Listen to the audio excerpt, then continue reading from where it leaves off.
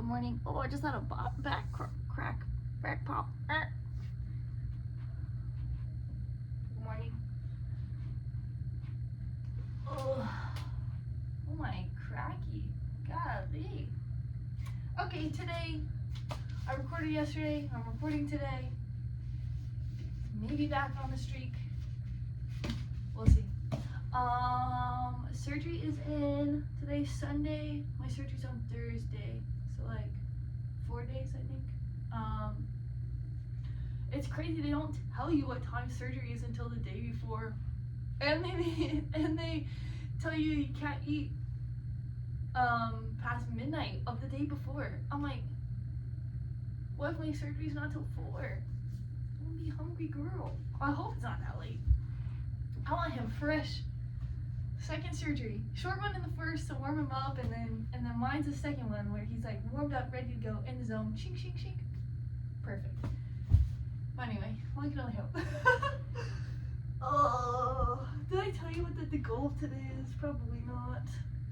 I'll always get distracted. Ignore the hole in my on my t-shirt. The goal of today is to get a really good stretch in and to kind of progress the concepts I talked about yesterday. So if you did not watch the video from yesterday talking about like pre-surgical stuff, I will still work to tell you or try to explain it a little bit as I go through today, so you probably should be okay. Ooh. Definitely getting into the I'm like leaning just so that the bubble in my back is in between my spine and my shoulder blade, so like right in here. Oh man, that feels good. And like up above it in my trap. God, I love this bubble roller. It is solid. I just looked it up for somebody yesterday. I literally just Googled because I borrowed it from my last school. So I looked it up and I just Googled bubble roller, bubble foam roller, and it's $44 at Walmart and on their website of whatever brand it is. So it's like gym equipment is kind of expensive in general. You can get like a pretty cheap one at like Marshall's or something, but I like this one because it's hard, so it really gets in your muscles a little bit more. So depending on like where you are, there's like a beginner easy, or like an easy, medium, and hard. Pretty sure on their website. And so depending on like how much you roll out, how sensitive you are to rolling out, it's really good to try match that. So don't try to go to like level hard. I've been using this thing for years and years, so like 5 years probably now. I was working at Flagler for 5 years ago when COVID hit in the fall, so that's when I started using these things, and I was like, I'd never seen them before at any other school, and until I got the Flagler, and I was like, wow, these things are incredible. I don't like the porky rollers, ones with like a lot of bumps. I just think that's too much. It's just doing too much. But whatever. I guess there's a lot of new people, so we could kind of like talk over foam rolling again, kind of do a refresh. So I go from top to bottom. I don't really do my chest. I think it's kind of difficult for women anyway. Haven't really, I'd rather stretch it and like kind of massage my pec out with my hand, and like my shoulders and opening up my chest, kind of like that with my hands. It's kind of hard with the foam roller. But if you're a man, you can do that if it feels good for you. If you're a woman and you want to try it, give it a go. Well, I don't recommend it, but maybe you are flatter titties than me, and so send it. Why not? But yeah, I mostly focus on the backside. It just feels good to like push the blood around and move my muscles. I normally, especially for the morning, and with the foam roller, tend to just move over the foam roller. Sometimes I use it to like sit on a muscle or sit on a knot, a sore spot, a point of tension. But for the most part, I'm just rolling around, kind of seeing how my body feels. Right now it feels pretty good. That's why I think that a big stretch will be really good for today. So because surgery is in 5 days, I am starting to taper my physical activity. So just not doing as many things that are gonna make me sore. So I'll still probably bike to get outside and just use my quad. I think I'm only doing physical therapy once a week just because of my ability and independence on my own to take care of myself. So that's when I'm doing my quad sets, but I'm trying to do like alternative physical therapy for myself just because it makes it more interesting. I do a lot of my quads and stuff still, but I try to vary it a little bit.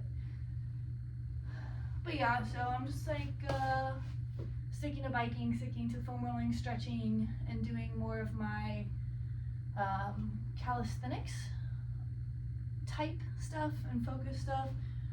So part of my goal is to have a handstand by the end of my ACL recovery, which is probably going to be about like 9 months, I would say.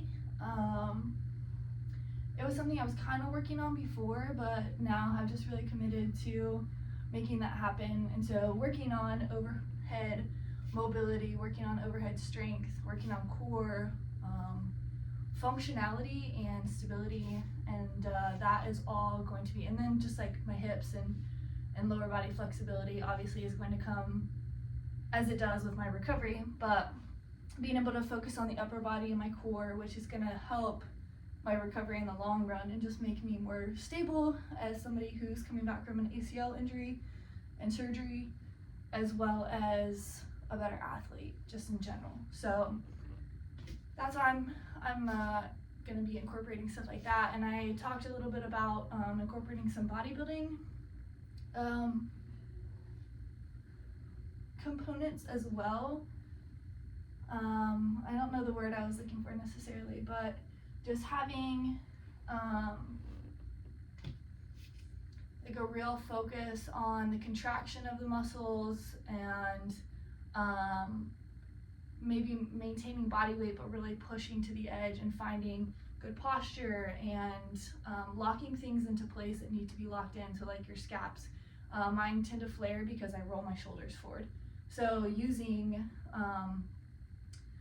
bodybuilding based exercises, because they're so focused on specific muscles and specific parts of your body, that you can really give it a lot of focus in order to pull, for me, my scaps into their place and lock them down in there so that they function properly, and then they can move all of the positions that they're supposed to move in without issues. So right now when I try to squeeze my shoulder blades down, there's tension here because it's stretching, because my natural position may be a little bit higher.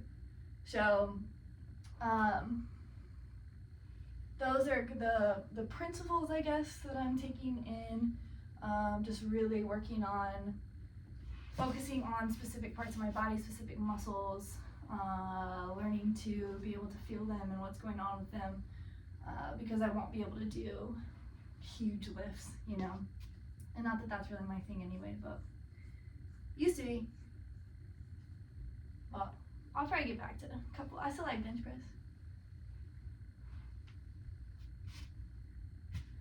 But back to talking about rolling out.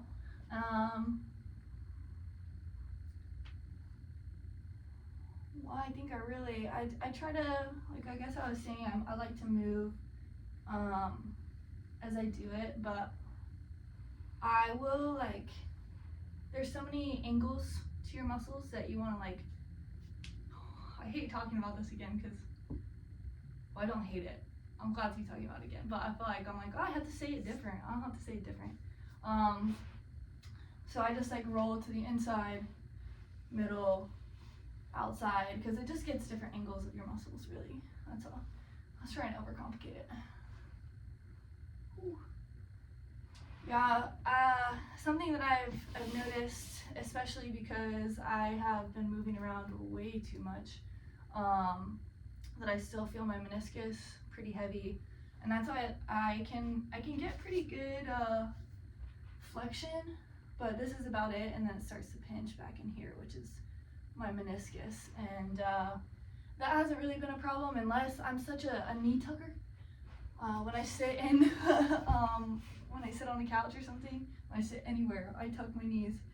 So it feels pretty good, my knee feels pretty good until I do something like that, and then I'm like, ah! And then my bone bruise on the inside of my knee. I feel that a lot, especially because when I walk, boom, boom, boom, on both of them. So I've really been trying to cut down on the walking, but I want to do fun things before I die. Oh, I keep calling my surgery my death. Not in a very morbid way, but like you're going under. Like I just keep calling it like, I'll see you on the other side, you know, like after I go under. But yeah, it's gonna be a very long time before I can do things. So I'm trying to like say bye to people that I know I probably won't see in 3 months, because I plan on moving in 3 months after my surgery, and just kind of setting things up and making sure that like I have what I need, and yeah, so I've been up on it a lot, but I'm trying to spend the next couple days before surgery to kind of stay off of it, because ideally I would love to have the meniscus minimally repaired, because that's a 6-week non-weight bearing surgery. I was trying to think of a different word for that, but whatever. All right. On the quads, I like sitting in this one because it's like an extended upward dog, so I just like let my shoulders relax. This is like one of the few times I really like don't try to contract through, and I may a little bit, but I just kind of like wiggle back and forth, and especially if you're like on your quads, it'll be a good like it'll put a lot of pressure on your quads, but it's like good, you can just kind of roll them out, but it's good for like reducing tension in your lower back, stuff like that. So just kind of wiggle around, let it hang, and then we'll get to our quads. Same thing, kind of rolling to the side. I'm getting the outside of my left calf or left quad inside of my right quad, and middle, and outside inside of the other sides. And then slide into the hip flexors a little bit and roll to the side. That one is a huge one, a heavy hitter, especially if you sit a lot for work or whatever. This TFL muscle is gonna be on your ass. It's gonna be on your ass, I'll tell you that much, because once that thing gets fired up, knees will start to get achy, your hips will get achy, your back will get achy. So that's pretty much the first thing I tell people if they come to me with some irritation, specifically like on the outside of your knee. Anywhere through here is definitely going to be that. Not definitely, but for the most part, I'm like, all right, have you tried to lay on a tennis ball on your TFL, on your pocket muscle? And they're like, no. Like, okay, go do that. And then they're like, oh, I feel better. I'm like, I know everything. That's a joke. But all right, time to stretch. Social hour is done. I decided that may be like social hour, especially because like foam rolling is pretty much the same for me. Like there's a little variation in like how things feel. It's more to just kind of like warm things up, and the stretch is where I really start to diagnose how my body feels on the day. So yeah, let's get started. So I'm gonna start probably going with my more thorough morning stretch. Trying to get back to that, especially with my knee. I have pretty much full functioning, but gotta go slow and careful. So I'm just gonna start by shifting around, and normally I try to start in a child's pose position. So if you can access that, go ahead and get in child's pose. If you cannot, because you are working with an injured knee, kind of go back as far as you feel comfortable, which for me is here, and then just walk your hands out. And then as you feel comfortable, you can start to relax and stretch, take your chest down, take your hips back. And then just stop wherever you feel like maybe there's unequal tension in your hips, or you found the right amount of tension and you just want to sit and breathe through it. I'm going to come down on my elbow so it takes a little bit more pressure out of my shoulders. I can just relax into this position. We'll take a couple deep breaths here and kind of assess. I like to work from my shoulders down to my hips. Just kind of as I breathe, noticing what's going on, what's tight, what maybe feels lopsided, things like that. So just take a couple of nice, slow, big, deep breaths, expand and relax, and then just notice what's going on in your shoulders, and your hips, and your neck.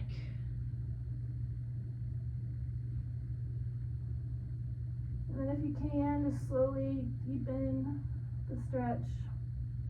You can find a middle balance between puppy pose and child's pose. So right now I'm in more of a puppy pose.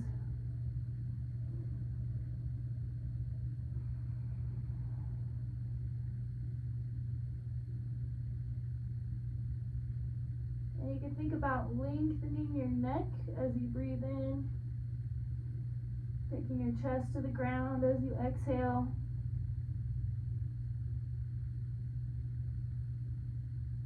Expanding the rib cage, relaxing.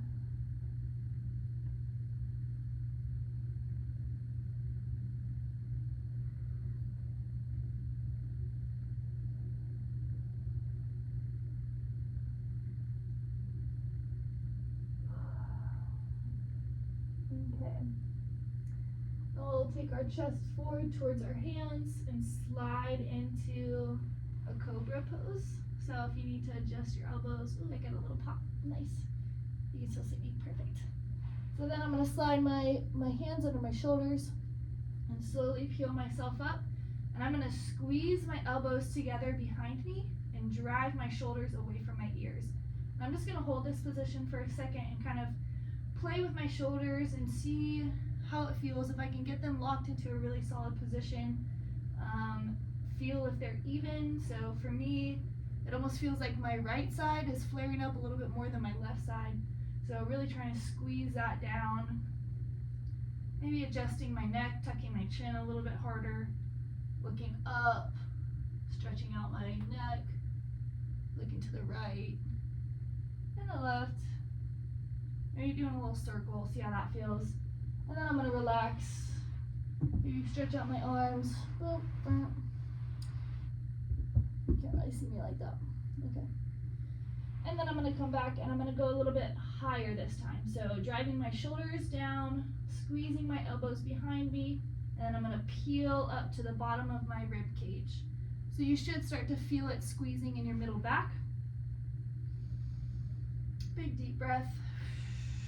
Relax and squeeze your back muscles. So you should feel this pretty good. I'm gonna try to relax your legs a little bit.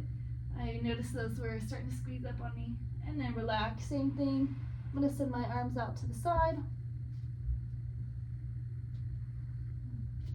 And going like this, sending out to the side, and then pulling my fingers back. I'm feeling a stretch, and I think it's more of a nerve stretch, which is good, running it through the channel, just like this. So it might be kind of intense, but just slow and breathe through it. Okay, back to where we were, shoulders, or hands under the shoulders, Squeeze the shoulder blades down and back. Squeeze your elbows behind you, and then peel yourself off off the ground using your back muscles. So think about squeezing from the top of your shoulders and then down in between your scapulas, your shoulder blades, a little bit lower towards your mid back. Start to peel up, and then let's start to get into that low back. So nice low squeeze. If this is as far as you can go and that squeeze is good for you, go ahead and stay there. If you want to start to squeeze your butt, come up a little bit higher. Lock in those shoulder blades, squeeze your elbows behind you, and then look up in front of you. So make sure your gaze is in a neutral position, not cranked down or not cranked up. And then I'm gonna go ahead and press us back to not downward dog yet, but child's pose or puppy pose. What I want you to do is squeeze your abs and try to lift your hips and your rib cage at the same time.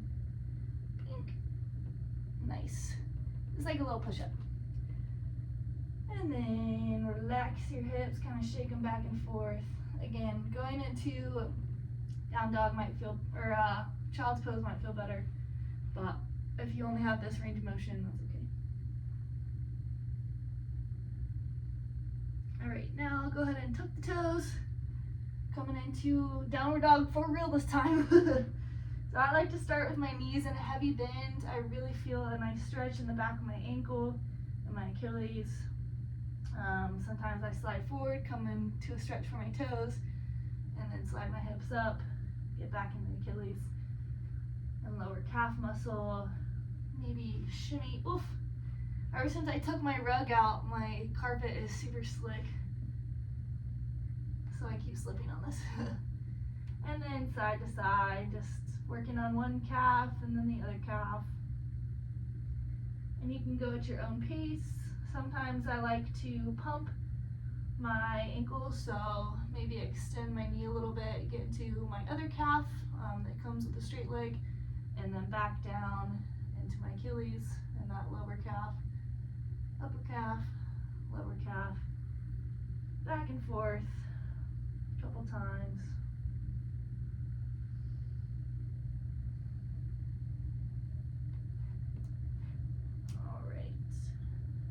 Now we'll just go ahead and straighten those legs as best you can. Take your hips up to the sky. Think about reaching the bottom of your tailbone to the ceiling. So not just your hips, not just your butt, but the bottom of your tailbone, which is like bink, right in there. The top of your crack. Okay. We'll go ahead and take that right leg up to the sky. Maybe open it up a little bit. Let that foot fall behind you. Think about reaching the bottom of your foot to the wall behind you. It's a big stretch. And then we're going to control the knee into the chest. Hold that for like a little second. So as you can see, this is kind of where I start to get my calisthenics in. The position is pushing the ground away, lifting through my shoulders and rolling forward. So there's a nice round in my back. I'm like really squeezing my abs in as much as I can. So trying to like almost pull my rib cage and my hips together, and then I'm just gonna kick this leg out to the side. And just come into a relaxed position here. So what I try to do is have alternating positions or alternating moments of time where maybe like that was a big contraction. So I'm really pushing the ground away and then moving slowly, creating strength and stability in my shoulders and my core, and then I pull myself into this position where I can just sit and relax. And I just allow my body to settle into the position a little bit. So maybe rocking back and forth. And then I am going to take my back knee off the ground, but you can leave it if you want. It's just gonna open up a bigger stretch on the left hip flexor, the front of the hip. Holding it here for a second, again, allowing my body to settle, thinking nice and long through my spine. I'm gonna take, if my right leg is forward, my right arm is coming up to the sky, get a little twist in. Again, if it's easier for you to drop that knee, totally do that and just really focus on getting a good twist. Relaxing your shoulders down. And then maybe we'll get a good squeeze in here. So I'm pushing the ground away with my left arm, really getting a good squeeze in my scap. I'm gonna squeeze my leg up and really reach for the sky. Squeeze your abs. Think nice and long through your spine and relax down. And then just rock back and forth a little bit. So I'm not getting full extension of my leg. My hamstring in this position is on the tighter side. It's something that I've been working on for a pretty long time. So just something that I'm going to continue to work on as I rehab. But yeah, it's okay to not have great flexibility back here. Well, it's not okay, but it's okay, you know? Just rock back and forth. And this one you can do with as much self-imposed resistance as you want. So maybe think about in this position, squeezing your heel's not going to move, but you're thinking about pulling your heel back and then letting your knee come forward. So it's going to get a little hamstring activation there, and maybe you just hold it in this position and think about pulling your heel towards your butt, and you're just getting an isometric hold right here. So isometric tension is when you don't move your position. So I'm just holding, I'm squeezing. That's really good for your tendons. So I feel it right up here, right underneath my hip bone, and then right in the back of my knee, but mostly at the top of my hip. And then come out of it.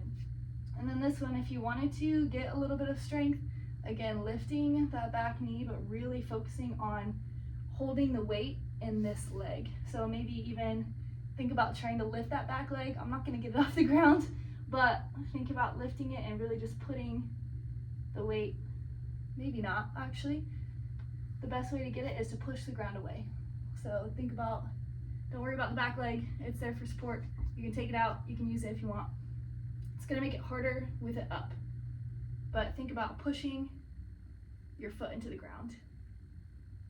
And this type of strengthening is really good for you because it allows you to work within your ranges of motion and work within your abilities. So right here, I can push into the ground as hard as I want to while still developing some squat muscles. So technically this is like the bottom of your squat, right? So I'm pushing the ground away and working all of this chain. Okay, I'm gonna relax. I was trying to focus on pushing and then also talking at the same time. But that allows you to push. So especially like when you're coming back from an injury, when you're coming back from surgery, one, getting into this position is already gonna be part of the challenge. And then once you get in this position, starting to apply pressure to the ground, you can apply light pressure to the ground until you start to develop the strength and stability to be able to push as hard as you can. So it always works within your limitations, which I like about that. Okay, we're gonna go ahead and kick this leg back and go to the other side. And when my hips have been in that position for a little while, I like to shake them out. Kind of bring some evenness back in there. Okay. Lift that left leg up towards the sky. Think about heel towards the sky, straight leg first, and then we're gonna bend the knee and bring it behind you. Really open up the other side of your hip. And if you are struggling with knee issues, for me, this is my knee that I have no ACL in. And so doing that is comfortable for me, but it may not be. So be careful with that being the single leg stability. If you can't do it, that's okay. We'll just go from here. And then we're gonna do the same thing. So we're gonna think about pushing the ground away, engaging those shoulders, and start to round forward. Really squeeze the rib cage and hips together. Slide that knee forward. Really big squeeze. We're gonna hold it for just a second. Pull that knee into your nose. Push the ground away. And relax, come on down. Whew, I'm gonna get in this position, there we go. All right, so half kneeling on the other side. Again, if you want to get that leg up, as you can see, my hip flexor on this side does not really allow me to do that. So we're just gonna hold it in this position. Maybe work a little bit on getting that hip flexor opened up. It's the limping, man. The limping is getting me for sure. Where are we at? 30 minutes, not bad. I'm working up a sweat.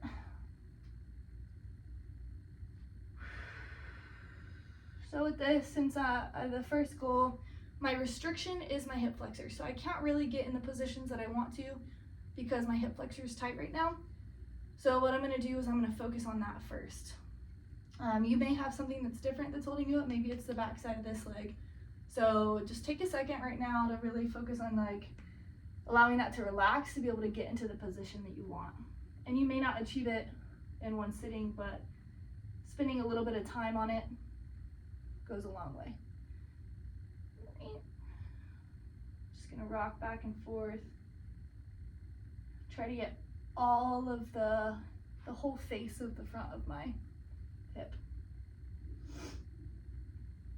I'm hungry.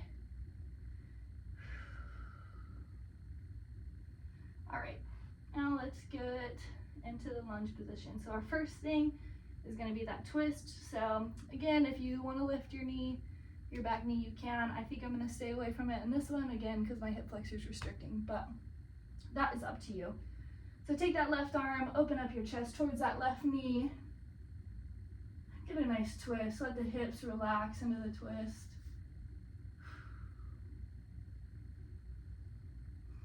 Big deep breath.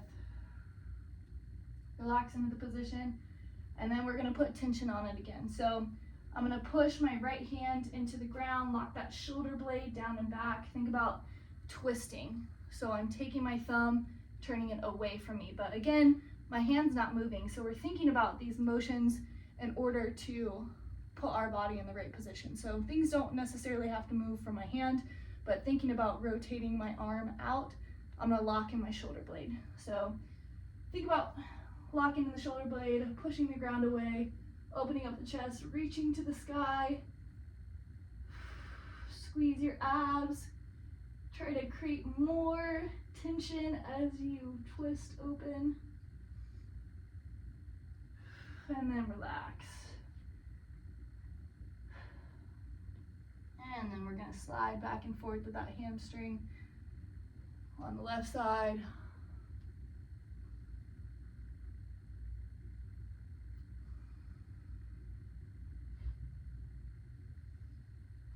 And then maybe, well, that's kind of a lot on my back knee, but pulling your toe to your shin is gonna give you a different feel, but I can't quite get back on my knee like that. But see how this hamstring, it's not as good of a posture in my lower back, but this hamstring's a little bit easier. But again, that's just because I've got some issues on the right side right now, and that's okay.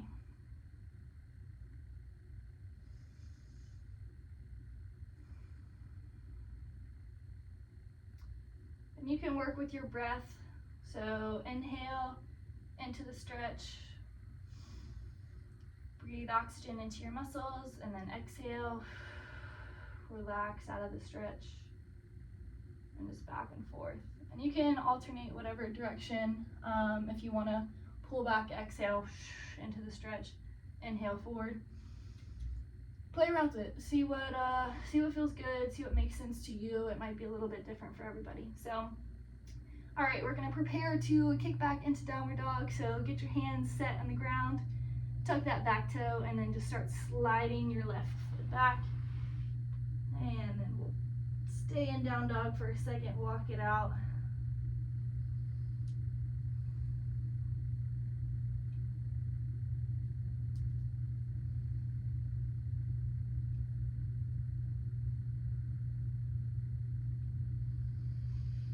I'm gonna get a couple deep breaths in this position. Oh.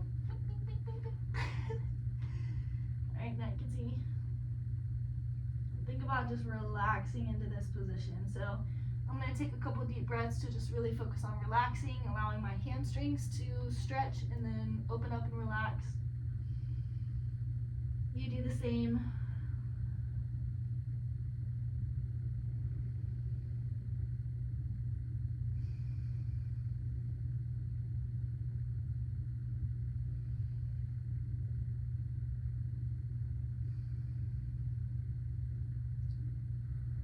gonna start to walk my feet towards my hands.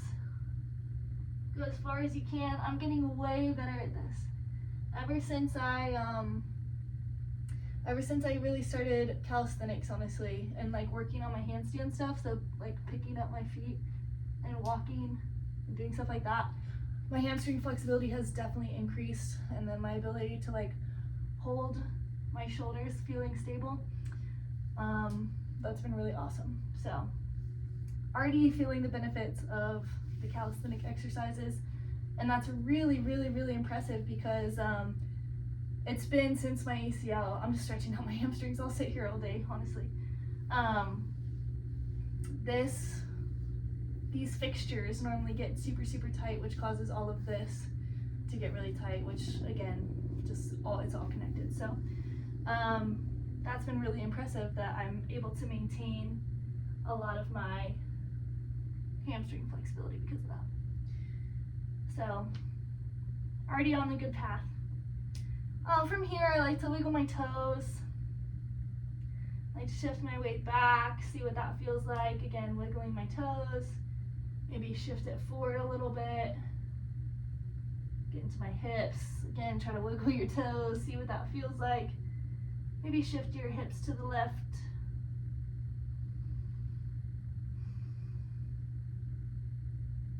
And then to the right.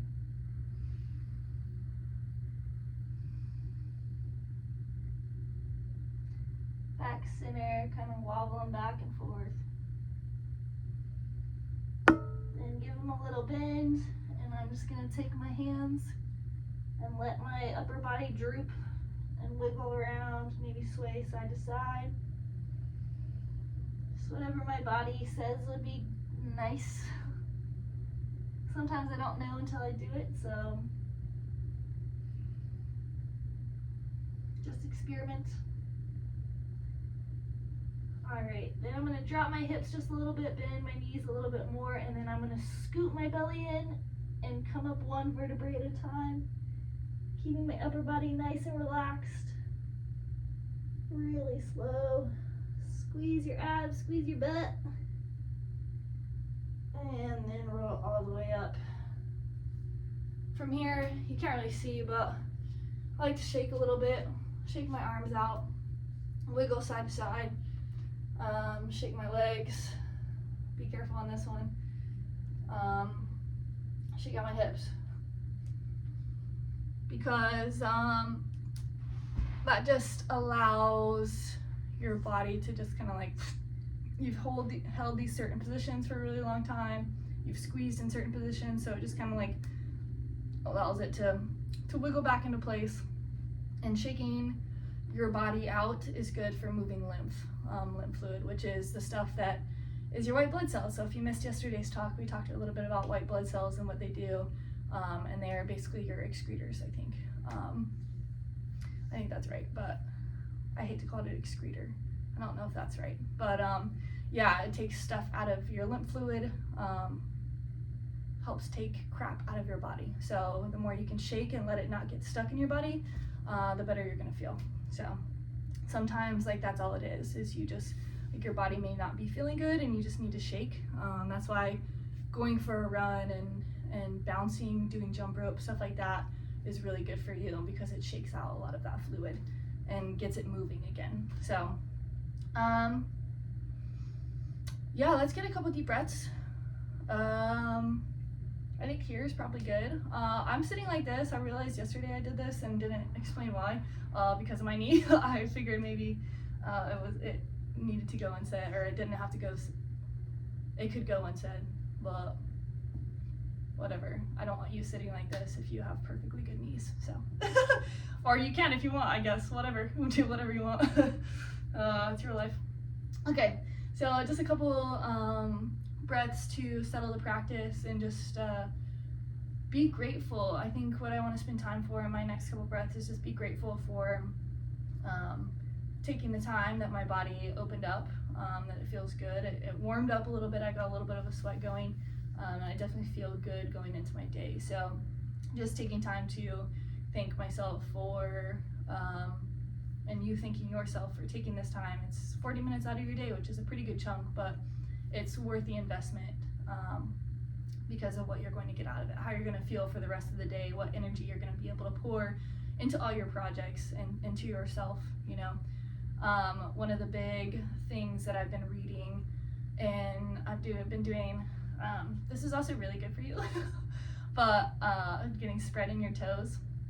But I'm gonna make a different video about that. But yeah, a lot of what I've been reading and doing, studying on millionaires and kind of their mindset, their process, and a lot of what I'm reading is paying yourself first. And so it's really important to spend time in the morning. It doesn't mean monetary, you know, it doesn't necessarily mean monetary. In a business, when you're referring to money, that is, it is money based, but there's so many other ways of value.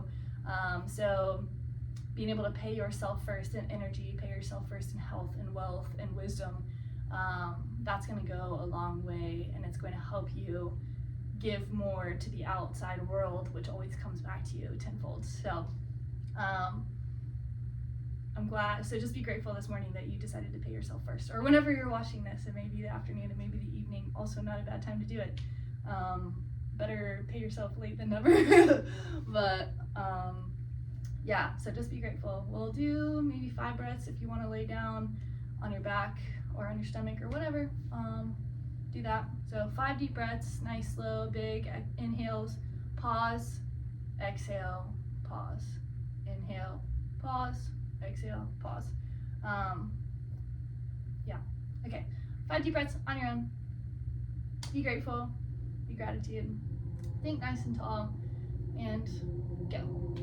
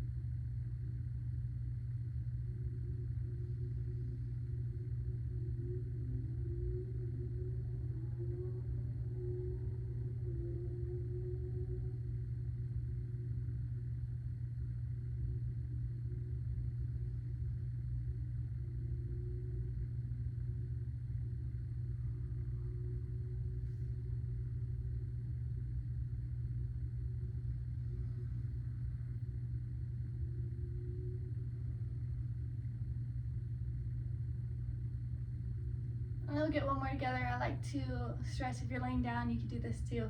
I like to stretch my arms overhead, and then I was watching a Kundalini yoga, and part of the practice was to like clear the space around you, clear the negative energy, which I kind of liked. Is just like a mental recognition of setting like a boundary around yourself and just clearing it of negative energy, and just making sure, like reminding yourself that you can protect yourself from negative energy and allow only positive things to flow in your space. So big reach up as you inhale, scoop all the air in your lungs as much as possible, reach super tall, and then exhale all the crap away. That's it, as simple as that. All right, have a lovely Sunday, Monday, whenever you're watching this, Tuesday, Wednesday, Thursday, Friday, Saturday. Happy recovery. All right, peace.